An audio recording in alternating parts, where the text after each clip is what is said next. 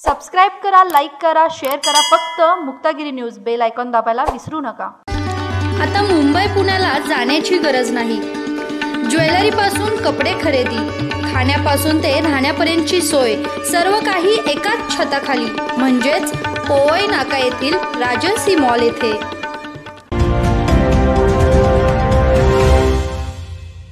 सालाबादप्रमाणे मायनी येथे सद्गुरू बाबा महाराज यांची यात्रा उत्साहात पार पडली.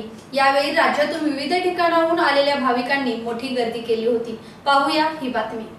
दरवर्षीप्रमाणे यावर्षीही सद्गुरू यशवंत बाबा महाराज यांची यात्रा मायनी येथे पार पडली. प्रथम सकाळी विधान परिषदेचे सभापती माननीय रामराजे नाईक निंबाळकर, सुरेंद्र गुदगे व विविध मान्यवर यांच्या हस्ते रथाचे उद्घाटन करण्यात आले.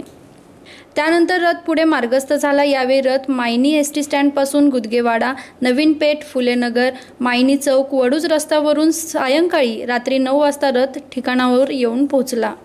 यावेळी पोलीस बंदोबस्त देखील चोख ठेवण्यात आला होता. येणाऱ्या जाणाऱ्यांवर बारीक लक्ष ठेवून पोलीस बांधव आपली भूमिका चोख निभावत होते. यावेळी कोणताच अनुचित प्रकार घडणार नाही, यात्रा शांततेत पार पडली जावी यासाठी वडूज पोलीस ठाण्याचे यशवंत शिर्के व PSI धरणीधर कोळेकर व त्यांचा स्टाफ यांनी चोख बंदोबस्त केला होता. यात्रेत विविध प्रकारचे खेळण्याची दुकाने, अन्य प्रकारची दुकाने व मेवा मिठाईची दुकाने मोठ्या प्रमाणात दिसून आली. लोकांनी या यात्रेचा मनमुराद आनंद लुटला. ग्राहकांना